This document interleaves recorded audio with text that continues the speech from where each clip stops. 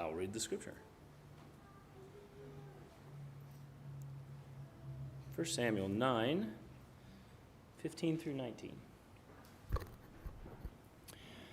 Now the Lord has told Samuel in his ear the day before Saul came, saying, Tomorrow about this time I will send you a man from the land of Benjamin, and you shall anoint him commander over my people Israel, that he may save my people from the hand of the Philistines. For I have looked upon my people, because their cry has come to me. So when Samuel saw Saul, the Lord said to him, There he is, the man of whom I spoke to you. This one shall reign over my people. Then Saul drew near to Samuel in the gate and said, Please tell me, where is the seer's house? And Samuel answered Saul and said, I am the seer. Go up before me to the high place, for you shall eat with me today, and tomorrow I will let you go and will tell you all that is in your heart.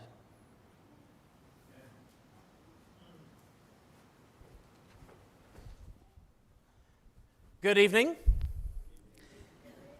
We're going through the 17 time periods, and we are now starting the United Kingdom. We're going to be in perhaps what is the largest chunk of time that we're going to spend in the United Kingdom and the divided kingdom. And as we move through the United Kingdom, we're going to focus on each king individually, something that we're not going to be able to do when we come to the divided kingdom. But we're going to focus on some major events that each of those men are involved in. So I'm not going to try to read through the entire section that is devoted to the time period. So again, we've already gone through, can you believe how many we've gone through already?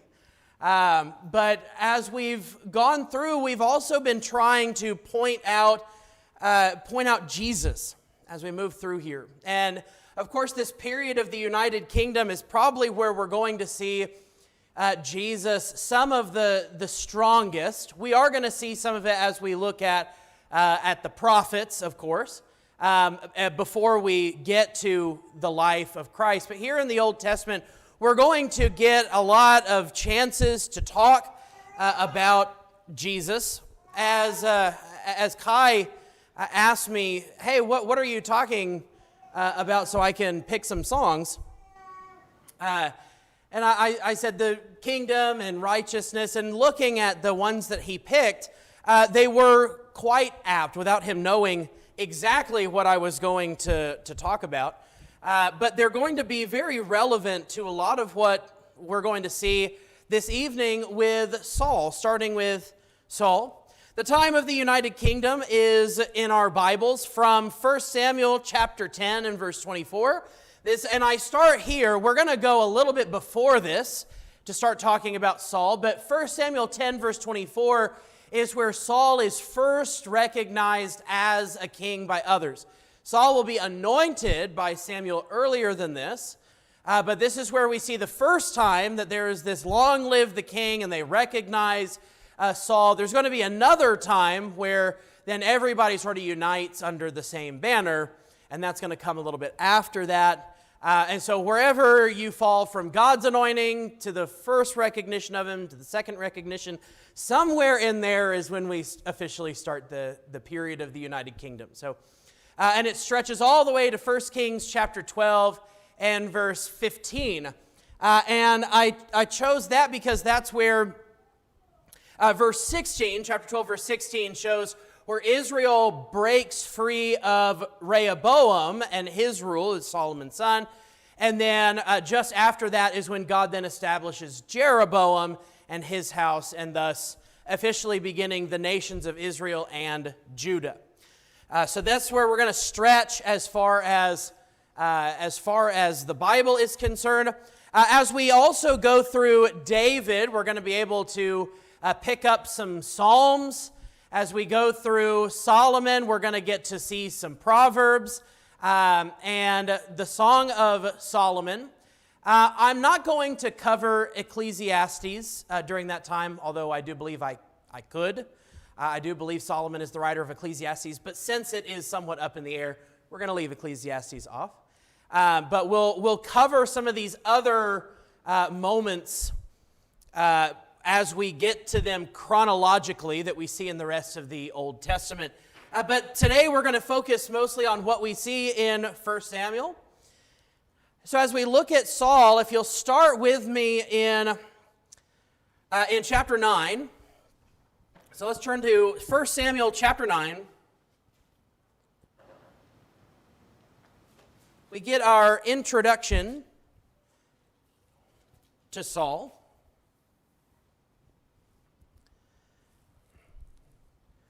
We see that there's a man of Benjamin whose name was Kish, and Kish, they give us a little bit of a genealogy here. It just says the son of a Benjamite, so it doesn't try to go all the way back to Benjamin. But it says that Kish is a mighty man of valor. And he had a son whose name was Saul, verse 2, a choice and handsome man. There was not a more handsome person than he among the sons of Israel.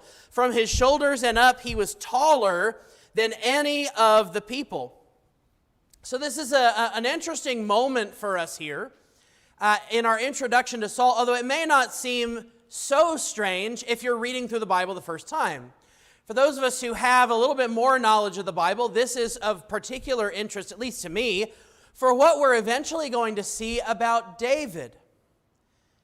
Because as Samuel is going through the sons of Jesse, he keeps saying, well, surely this is the one that God's going to pick. Surely this one's the one that God's going to pick. And God says, you're focused on the outward appearance, and I'm not.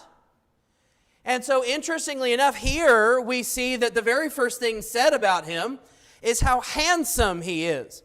It's not the most important thing about Saul, as we're going to see as we move through here, but it is of apparently worth mentioning from the Holy Spirit. Now we see that Kish, Saul's father, has donkeys that are lost, and so they're trying to find the donkeys. And that's where we come to verse 15. Kai, thank you for going ahead and reading that for us.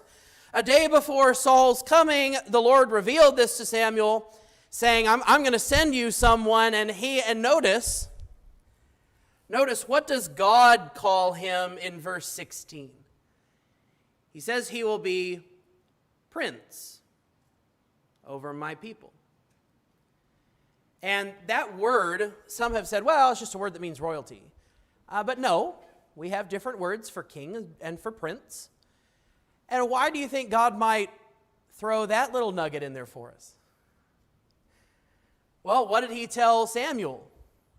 The people have rejected who as being king over them? God. So now he says, I will anoint him prince. This is the only time this is mentioned. Everywhere else it uses the word king. But here God calls him prince. You will anoint him prince over my people. I love little moments like that. Then he says, behold the man of whom I spoke to you, verse 17. And I love Samuel's answer in verse 19, especially at the end, and will tell you all that is on your mind. No, you won't, Samuel, because Saul never sees this coming. What you're going to reveal to him was never on Saul's radar. But there is this moment of, oh, don't worry, you'll find everything you're looking for. And he does tell him in verse 20, he goes ahead and allays his fears. The donkeys which were lost 3 days ago, again, should he have known any of that information? No, I would say that this is part of his being a prophet. They were lost 3 days ago. Do not set your mind on them. They have been found. And for whom is all that is desirable in Israel? Is it not for you and for your father's household? Verse 21 is where we get perhaps the most important characteristic of Saul. Saul replied, am I not a Benjamite of the smallest of the tribes of Israel, and my family the least of all the families in the tribe of Benjamin? Why then do you speak to me in this way? I don't think this is false modesty. I think this is legitimately what Saul thinks of himself. We're the smallest family in the smallest tribe. Why do we deserve anything? As Samuel puts it, for whom is all that is desirable in Israel? Why would you say that to me? And that's an important thing to understand about Saul, especially for, I'm going to spoil it, although it's been around for thousands of years, so if you didn't know, that's on you. Saul does not come out well in the end. But if we look at where he started, it makes the fall that much further and sadder. He starts off with so much promise. And I think he starts off in the manner of who God really wanted to lead his people. God just knew how that was going to turn out. So here is what we find of Saul. His handsomeness is by far the least important quality. His humility is far more important. And so he and Samuel have this conversation with each other. And then we see in chapter 10, verse 1, Samuel took the flask of oil, poured it on his head, kissed him, and said, "Has not the Lord anointed you a ruler over his inheritance?" And so they continue to speak. So we are officially anointed. Saul is officially anointed. We could say that since he's anointed, he is king now, but no one really knows that at the moment. But notice verse 6. Then the Spirit of the Lord will come upon you mightily, and you shall prophesy with them and be changed into another man. It shall be when these signs come to you, do for yourself what the occasion requires, for God is with you. You shall go down before me to Gilgal, and behold, I will come to you to offer burnt offerings and sacrifice peace offerings. You shall wait 7 days until I come to you and show you what you should do. So I'm reading this because this is important. So it says here that he's going to wait 7 days. That's going to come back up in verse 11, or chapter 11, excuse me, I keep doing that. But if you come down to verse 24, so Samuel has gathered the people in verse 20. And in verse 24, Samuel said to all the people, "Do you see him whom the Lord has chosen? Surely there is no one like him among all the people." So all the people shouted and said, "Long live the king."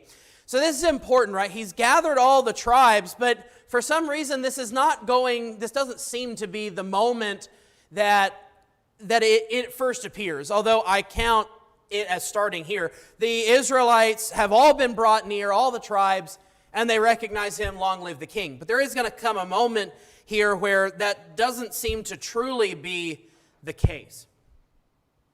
Okay, so then in chapter 11, so this is God's selection, and everybody recognizes that this is God's selection. They may not have wanted Samuel to continue ruling over them, but they're not going to question Samuel if he says, this is who God chose. They're not going to question him on that. So then we see in chapter 11, I put here official kingship because this is the chapter where everyone, they sort of renew the unity and say, absolutely, he is king. So we can say that's sort of the final moment for Saul here that we know exactly what's going on. The Ammonites come in and they threaten the people Israel. And remember what Samuel said, how long is he supposed to wait? 7 days, okay? Then, as Saul is coming from the field, verse 6, the Spirit of God came upon Saul mightily when he heard these words, which is the words of Nahash, the Ammonite, coming up to besiege Jabesh Gilead. So when he hears the words, he becomes very angry. He took a yoke of oxen, cut them in pieces, and sent them throughout the territory of Israel by the hand of messengers, saying, whoever does not come out after Saul and after Samuel, so it shall be done to his oxen. Then the dread of the Lord fell on the people, and they came out as one man. So interestingly, in this moment, what did Samuel say? Samuel said, then the Spirit of the Lord will come upon you mightily, and you shall prophesy. So here's the moment that we see here. He's prophesying. Okay, and he prophesies. Remember, for those of us who are in our Bible class about prophecy, we know that prophets were more than just foretellers, right? And he's giving them the message that they need to hear because he's king. He has the right to demand this of his people. How dare you leave God and leave the land undefended? You come and you fight with me. And so it says they come out as one man. He numbered them in Bezek. The sons of Israel were 300,000, and the men of Judah 30,000. They said to the messengers who had come, thus you shall say to the men of Jabesh Gilead, tomorrow by the time the sun is hot, you will have deliverance. Verse 11, the next morning Saul put the people in 3 companies. They came into the midst of the camp at the morning watch and struck down the Ammonites until the heat of the day. Those who survived were scattered so that no 2 of them were left together. Then the people said to Samuel, who is he that said, shall Saul reign over us? Bring the men that we may put them to death. Saul said, not a man shall be put to death this day, for today the Lord has accomplished deliverance in Israel. It's incredible to see Saul in these moments. It's these moments that you say you just want them to keep going. You want to see Saul continue in this manner. We're just not going to get it. But you know that he had so much potential when you see things like this. He has faith in the Lord. He has humility, as we already saw. He has mercy. Don't worry about them. They may not have wanted me to be king, but they're going to now. It's not a statement of bravado and banging on his chest. It's just, they're going to recognize me now because we banded together and fought the Ammonites. And so then in verse 15, all the people went to Gilgal, and there they made Saul king before the Lord in Gilgal. There they also offered sacrifices of peace offerings before the Lord, and there Saul and all the men of Israel rejoiced greatly. And this is just where you just want this to continue. We're going to come now to chapter 13. If you'll turn over there, chapter 13. Chapter 12 is sort of Samuel reminding the people what he said way back before God chose Saul, that, okay, if you want a king, this is who the king's going to be like. And he's sort of rehashing some of that, reminding them of how different it's going to be to have a king rather than a judge. He sort of goes through all of that himself. We see in chapter 13, verses 1 through 7, we'll start in 1. Saul was 30 years old when he began to reign, and he reigned 42 years over Israel. And if you remember, it said Kish was a valiant warrior. And so clearly he passed that on to Saul, who we're going to see passes it on to Jonathan, because this is where we're going to first meet Jonathan. But here we start with a war with the Philistines. And this is a long-standing feud with the Philistines that will go on for some time. It's not really until David that we finally get the Philistines to leave Israel alone during the reign of Solomon. But this will go on between Saul and David, this war with the Philistines. But notice here in verse 2, it says, Saul chose for himself 3,000 men of Israel, of which 2,000 were with Saul in Michmash, in the hill country of Bethel, while 1,000 were with Jonathan at Gibeah of Benjamin. But he sent away the rest of the people, each to his tent. And perhaps I'm reading too much into that verse. I don't think I am. But here, this seems yet another example of Saul's faith. Before, when he called people out to battle, he got 330,000. Here he says, look, I only need 3. And we're going to war with the Philistines with 3,000. And to me, that sounds an awful lot like a statement of faith, sending people away. It's also reminiscent of what we saw with Gideon back in the book of Judges. And it seems all is going well at first. It says, Jonathan smote the garrison of the Philistines that was in Geba. He only had 1,000. Saul blew the trumpet throughout the land, saying, let the Hebrews hear. All Israel heard the news that Saul had smitten the garrison of the Philistines, and also that Israel had become odious to the Philistines. The people were then summoned to Saul at Gilgal. So now we get more people. Now the Philistines assembled to fight with Israel, 30,000 chariots and 6,000 horsemen. And people like the sand which is on the seashore in abundance, and they came up and camped in Michmash, east of Beth-aven. When the men of Israel saw they were in a strait, for the people were hard pressed, then the people hid themselves in caves and thickets and cliffs and cellars and pits. Also, some of the Hebrews crossed the Jordan into the land of Gad and Gilead, but as for Saul, he was still in Gilgal, and all the people followed him trembling. So Saul is a very formidable foe for those who oppose him, as a king of God's people should be. He should be a force to be reckoned with because of his relationship with God. However, we have the first recorded mistake, verse 8. Now he waited 7 days according to the appointed time set by Samuel, but Samuel did not come to Gilgal, and the people were scattering from him. We're not told precisely what kept him. Samuel later is just going to tell him that he acted foolishly by not waiting, but Samuel doesn't give an indication of what kept him, why he wasn't there the 7 days that he was supposed to be. So Saul said, "Bring to me the burnt offering and the peace offerings." And he offered the burnt offering. So again, you might think the offering is the mistake. And it's really not. It is a mistake, but that's not the first problem. The first problem is, though he was waiting and he sees that the people are scattering from him, he does not rely on his faith in God. And I understand you have 3,000 people, you sent the others away, and now you're facing down 30,000 chariots and 6,000 horsemen. I understand that could be very intimidating. But God had said, you are going to rule over my people. You are going to lead them to victory. You're going to be the prince of my people. Does that not mean anything? So now Saul is saying, okay, Samuel's not here and everybody's leaving me. That's what he's focused on. That's really the first mistake. And then it's sacrificing. Because remember, he's from what tribe? Benjamin. He's not supposed to be making sacrifices. Samuel was devoted to the Lord. Samuel is supposed to be serving the Lord. He is the priest. And so he's the one who's supposed to offer the offerings. And once again, this is this moment of, was the offering made? Yes. But it wasn't made in God's way.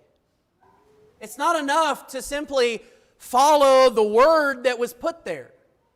And really, we're not following all the words, right? Because the word was not just make offerings. The word was make offerings by the hand of a Levite. That's really the words. But here, Saul is so intent on getting this offering done. And once again, do you really think that if you have to wait after Samuel, the prophet of God, told you, and he's not showing up, that God has something planned for you? That God knows what's going on and he has control? No, I have to get this offering done because, what, that's how I'm going to have victory from the Lord? Instead of faith in him? That we can wait and all will be well? As soon, verse 10, as he finished the burnt offering, Samuel came. If he had just waited a little bit longer. But he let his fear and what seemed like the loss of control of the situation get away from him. Samuel said, "What have you done?" And Saul said, "Because I saw that the people were scattering from me, and you did not come within the appointed days, and that the Philistines were assembling at Michmash. Therefore I said, now the Philistines will come down against me at Gilgal, and I have not asked the favor of the Lord, so I forced myself and offered the burnt offering." And this is where we're going to get a long string of moments from Saul for the rest of his life, really, where you say, okay, Saul, let me get this right. You haven't asked the favor of the Lord, so you're going to disobey the Lord to ask his favor. Does that make sense to anybody else? Because it doesn't make sense to me, and it shouldn't have made sense to Saul. And yet Saul is going to do this repeatedly, and he's going to make far greater mistakes than this. There's one in particular that I'm thinking of that we will come to. Now, interestingly enough, Saul numbered the people, verse 15, who were with him, about 600 men. And guess what? God makes him victorious. He went from 3,000 people to 600 people, and yet he was still victorious. If you were anybody else, what should you say to that? Well, what Jonathan is going to say later, God is able to save by many or by few. Saul is not going to embody that. He's not going to let this victory really come upon him. We see in verse 14, Jonathan,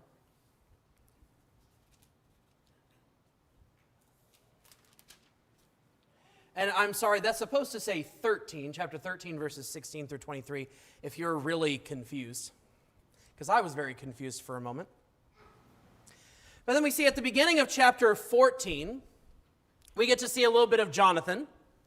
And Jonathan performing again with much faith. And it just makes me want to ask the question, Jonathan, where did you get that faith? And I think it's clear from what we saw at the beginning of Saul's kingship, he got it from his father. The strange thing is, Jonathan is going to hold on to it and Saul won't.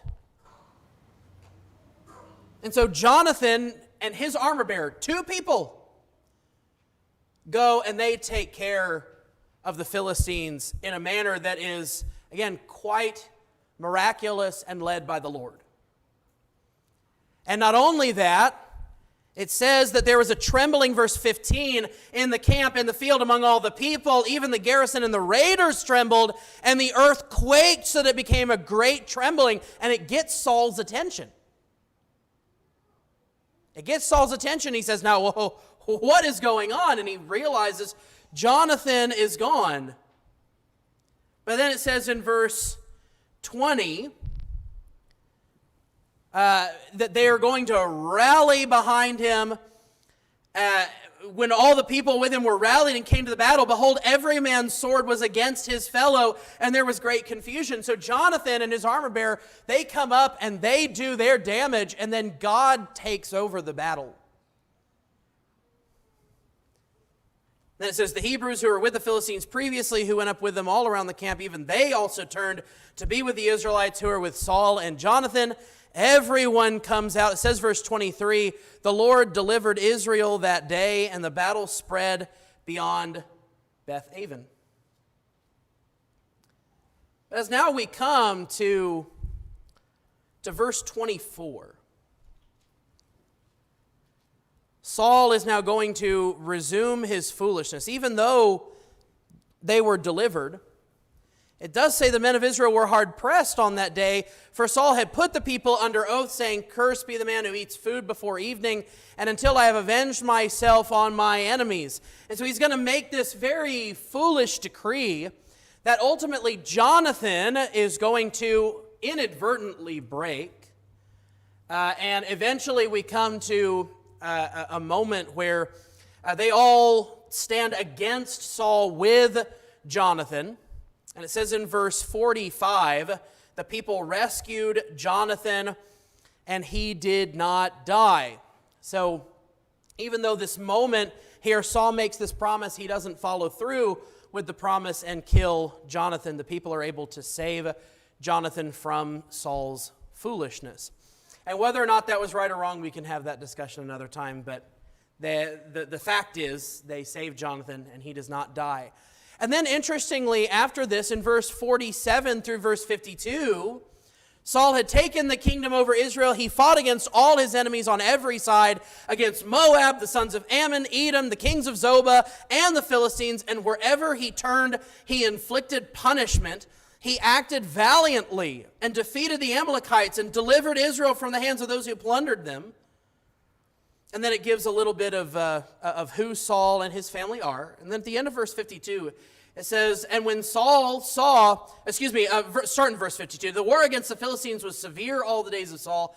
And when Saul saw any mighty man or any valiant man, he attached him to his staff, or to his person, meaning he's gathering them to himself. And so interestingly, we see this valiant Saul. We see this valiant Saul, who is, again, doing great and valiant things and dealing out the retribution that God wants him to deal out. Then we get to chapter 15. Chapter 15, and beginning in verse 4, we see in the first 3 verses, he's told to go and strike Amalek. And so in verse 4, he starts that. We're going to turn over to verse 8. We'll read verses 8 and 9, and then we'll go over to later in the chapter. He captured Agag, the king of the Amalekites, alive, and utterly destroyed all the people with the edge of the sword. But Saul and the people spared Agag and the best of the sheep, the oxen, the fatlings, the lambs, and all that was good, and were not willing to destroy them utterly, but everything despised and worthless, that they utterly destroyed. But interestingly enough, in verse 3, God said, go and strike Amalek and utterly destroy all that he has, and do not spare him, but put to death both man and woman, child, infant, ox, sheep, camel, and donkey. Well, we are not here. We're not obeying God here. And it says the word of the Lord came to Samuel. This is such a sad moment. I regret that I have made Saul king, for he has turned back from following me and has not carried out my commands. And Samuel was distressed and cried out to the Lord all night. This word regret, and it's going to come back up later, that says, and God regretted making Saul king. We have to remember that there are words that we use for God that don't have the 100% exact same meaning as we mean them. We've spoken about this before in previous lessons, about the word remember. God remembered. And so we have this idea. It's not that God went, oh, I remember. Oh, yeah, oops. Oh, I forgot, sorry. All right, let's make it right now. No, that's not what God's doing by remembering. And I would say that the way that this word regret is used for God, it seems the opposite of remember. As remember is, God is now going to do what he promised in terms of a good thing. Regret is now God is going to do what he will to change the situation. And so this moment of regret is, now I'm going to do something. Saul has done what he will long enough. And so Samuel confronts Saul about it. And interestingly, in verse 22, Samuel said, has the Lord as much delight in burnt offerings and sacrifices as in obeying the voice of the Lord? Behold, to obey is better than sacrifice, and to heed than the fat of rams. For rebellion is as the sin of divination, and insubordination as iniquity and idolatry. Because you have rejected the word of the Lord, he's also rejected you from being king. That's the problem. It wasn't sparing Agag. That was the outcome of the problem. The problem was he had no more respect for God. And so remember back when he made the offering anyway, even without Samuel. I don't know if Samuel is purposefully harking back to that or not, but it seems awfully apt. Does God really just want offerings? Is that what he wants? No, he wants you to obey. And Saul, verse 24, I have sinned. I have indeed transgressed the command of the Lord in your words, because I feared the people and listened to their voice. I do think that he has an understanding. I have sinned. I think that's a real admission, but it's really undercut when he says, because I feared the people and listened to their voice. No, don't give a justification. Don't give an excuse. You didn't obey, and you are these people's king.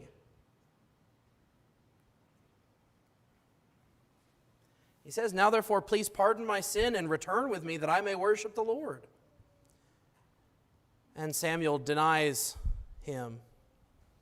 He tears Samuel's robe by accident. the edge of his robe, the hem. There's a lot about that we could discuss. Come and talk to me afterward if you're interested. The hem of the garment. And he's going to repeat after Samuel says, look, you tore my robe, God's going to tear the kingdom away from you. Verse 30, I have sinned. Please honor me now before the elders of my people and before Israel, and go back with me that I may worship the Lord your God. There seems to be a real admission of his sin. And Samuel does. And Saul worships the Lord. I wanted to focus on verse 31. Saul worshiped the Lord. It doesn't say Saul feigned worship to the Lord. Saul is actually worshiping the Lord here. And then Samuel finishes what Saul didn't do. Now, we're going to go through, it's not that these are unimportant. I wanted us to establish this about Saul in this first bit here. This next slide here, we're going to go through rather quickly. Again, not because these verses are unimportant, but because we've already established something particularly important, and I want to make sure that we get to the outcome of it later. In the beginning of chapter 16, we're introduced to David. And over in verse 14, it tells us that God leaves Saul. And this gives a time for David to come and start taking care of Saul. And then we see in chapter 17 is David and Goliath. But we'll turn over to chapter 18 now. 18, now Saul really takes an interest in David in the first 5 verses. But sadly, between verse 5 and 6... Saul becomes suspicious of David. So at first he really loves David and loves having him around. Wherever Saul sent him, he prospered. But then the people say, Saul has slain his thousands and David his 10,000s. And it says from that day on he became suspicious of David. And once again, we're just spiraling out of control. And in verse 10, he actually tries to kill David. And I think this is where we finally realize Saul is unstable. Saul is completely unhinged. However, he should have more control over his faculties. And God is going to hold him to that standard. So this is his first murder attempt. It says here, David escaped twice from his presence. I assume that it's now and the next time we're going to see it, but it could be also he escaped from him twice, and then we're going to see another time later. I'm not sure which one it is. I lean towards the escaping from his presence twice is the second one we're going to see later.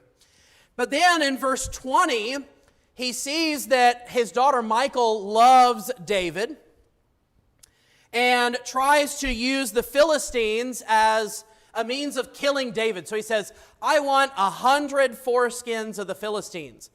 And it seems sort of David's like, really? Okay, I'm going to go and I'm going to kill 200 Philistines and take their foreskins. And he brings them back as a dowry for Michal. And so clearly his desire to use the Philistines as a weapon against David was unsuccessful. And then in chapter 19 and verse 1, we see a little, what I think is a moment of clarity and a moment of sanity. Jonathan is going to talk some rationality into his father. And he convinces Saul, hey, David hasn't done anything to you. You're all right. You're still king. It's all right. And he says, look, he's actually working for you. Don't do this thing. And so in verse 6, Saul listened to the voice of Jonathan. And that's a very important moment for us to see. Although the vow that Saul makes here is going to be forgotten rather quickly. As the Lord lives, he shall not be put to death. Interestingly enough, that's exactly right. As the Lord lives, he will not be put to death.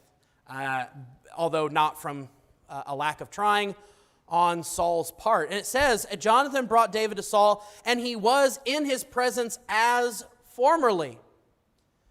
So there's this moment where they have this peace between them. And then we come to the second murder attempt. Again, we're finding this instability from Saul. And then beginning in chapter 19 and verse 11, throughout the majority of the rest of Saul's life, he pursues David.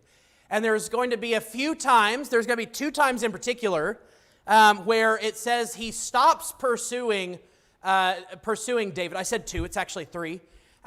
There's 2 that he and David sort of make a pact. All right, you go your way, I go mine. And it turns out to be more of like, okay, I'll give you a head start. And then he'll start following him later. There's one time he stops pursuing David in order to go and fight with the Philistines.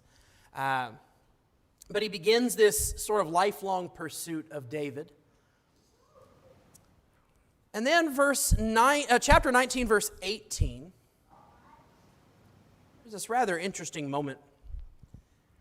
David is fleeing. He flees to Samuel. Samuel keeps him safe. And Saul is coming after him. It says he comes, verse 22, to Ramah and came as far as the large well that is in Seku. And he asked and said, where are Samuel and David? And someone said, behold, they're at Naioth in Ramah. He proceeded there to Naioth in Ramah, and the Spirit of God came upon him also, so that he went along prophesying continually until he came to Naioth in Ramah. He also stripped off his clothes. That word there actually perhaps means his overgarments, and he was left in just his undergarments, which would have still been considered nakedness at the time, but perhaps it's not all of his clothes, just his outer garments. So he was also stripped of his clothes, and he too prophesied before Samuel, laying down naked. Again, the Hebrew there seems to be in his undergarments. All that day and all that night, therefore they say, is Saul also among the prophets? And that verse, or that phrase there, is one of derision. It may not be totally clear to you in the moment. But I think there are 2 things happening. It's a very strange story, don't get me wrong. Very strange what's happening here. But I think there are 2 things happening. One, God comes on Saul because he's protecting David. David is going to be the next king. He's already been anointed by Samuel. He's going to be the next king, and so Saul is being kept from David, at least in this moment. But I think also the other thing is to show sort of the craziness that Saul is going through in these moments of his life. He's now going to be an object of derision. People no longer really see Saul as the valiant warrior worthy of respect that he used to be. I think God is setting up this moment for Saul. If you have any other ideas of what this moment might be, please feel free to share that with me. I'd love to know your thoughts.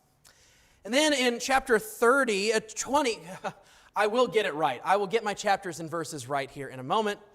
Chapter 20, verse 30, we see another moment of instability from him. He now tries to kill Jonathan when Jonathan tries once again to talk some rationality into his father, and he tries to kill Jonathan. I love Jonathan's response. After Saul hurled his spear to strike him down, it says, Jonathan knew his father had decided to put David to death.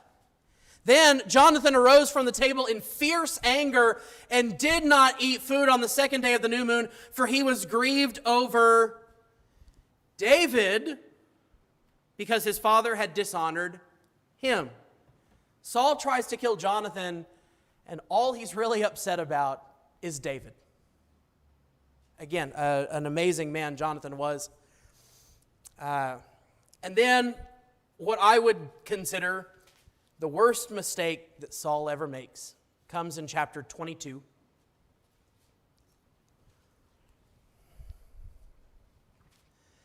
David comes to a group of priests who are at the city of Nob.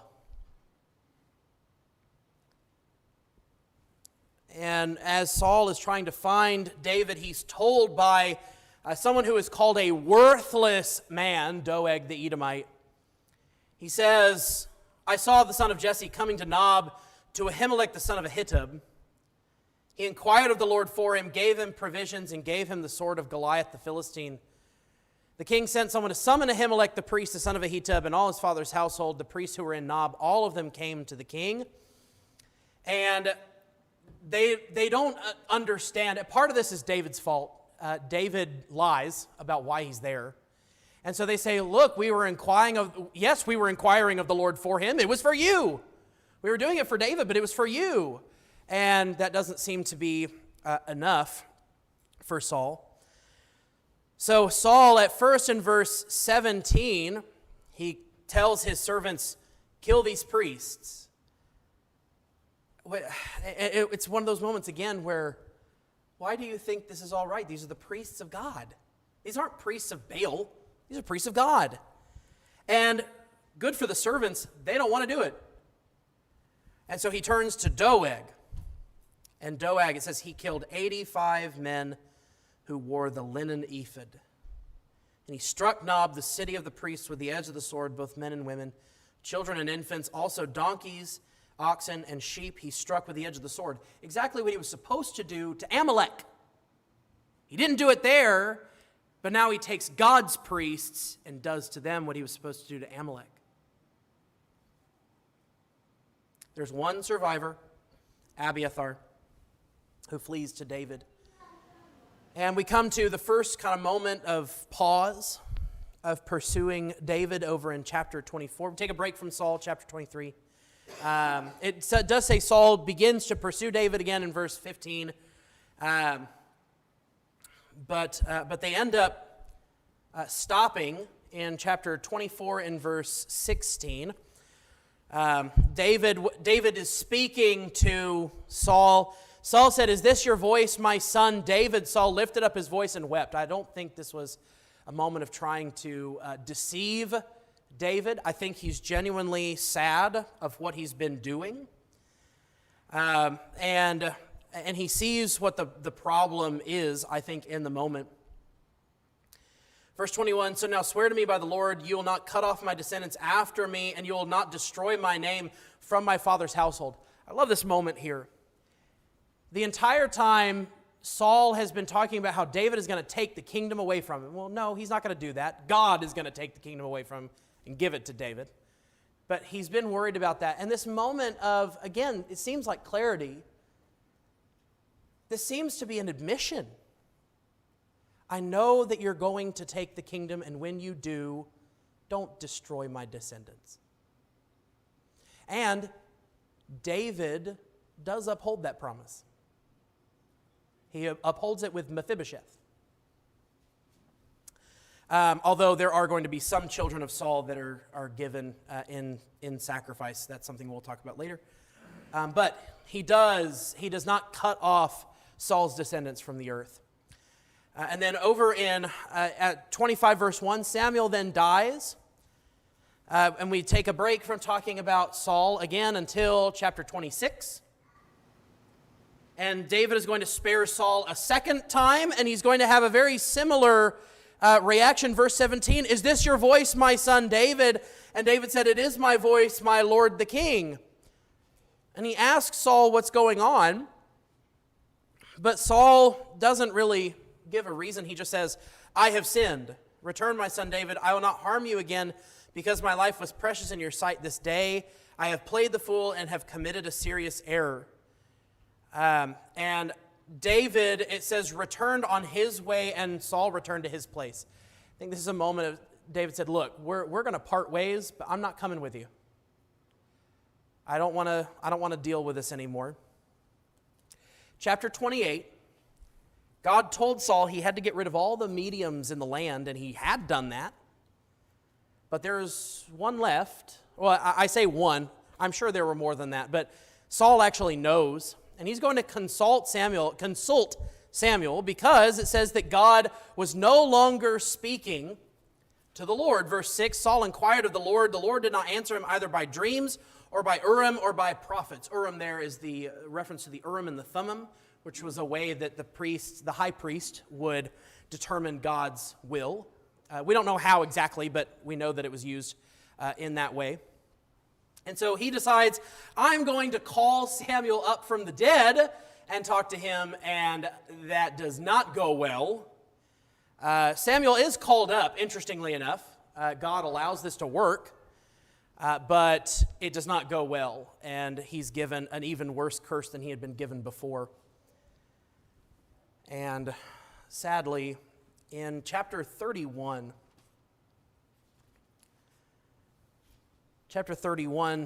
the first few verses here, Saul is killed in battle, and not just Saul, Jonathan and Abinadab and Malchishua, three of his other sons, his three sons.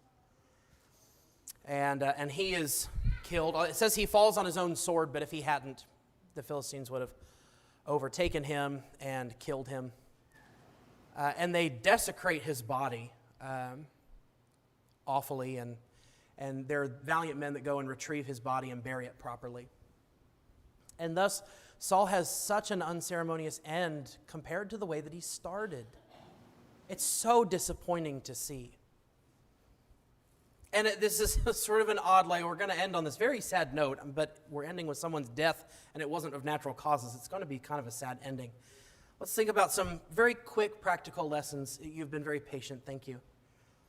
First off, it's easy to start out faithful. But really, when everything comes down to it, when things really become challenging and your faith really becomes tested, that's where James speaks in James 1. Are you going to persevere or not? And Saul shows us what happens when you start out with faith and it doesn't last. Not when the rubber meets the road. God's patience is long-suffering, but his justice is not. And eventually, God had to step in about Saul and place his own man on the throne. God allowed it to continue for 42 years. I don't know when he started completely losing it. We don't have a timeline, but somewhere in those 42 years, God said enough's enough. And is going to sit someone on the throne who is a man after his own heart. And that also means removing Saul. When God has made his choice, you'd better listen. Saul never learned this. God made his choice, and he couldn't live with it. And he spiraled out of control until he imploded.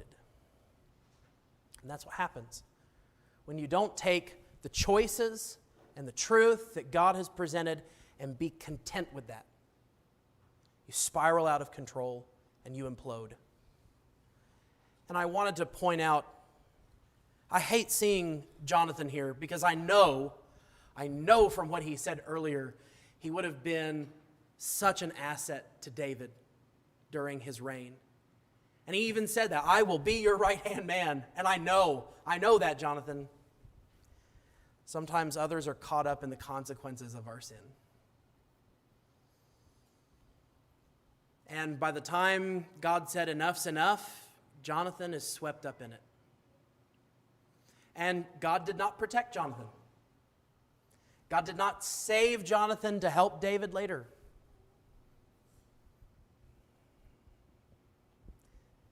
But when you think about these lessons and how they apply to us, it's easy to have these moments where I really feel the faith. But understand that God, it might be good at the start, but it won't last. It'll get hard. Eventually the storms of life come. As Jesus said, the wind and the rain came and beat on that house. But if it's not built on the right thing, as Saul's was not, Saul's was clearly built on sand. And it completely collapsed out from underneath him. And that's God's doing. Ultimately, it's God's doing when we meet our end. But you have to understand what God's choice is. God's choice is when you become a Christian, when you become his child, and you have to do it the way he said, then all will be well with you.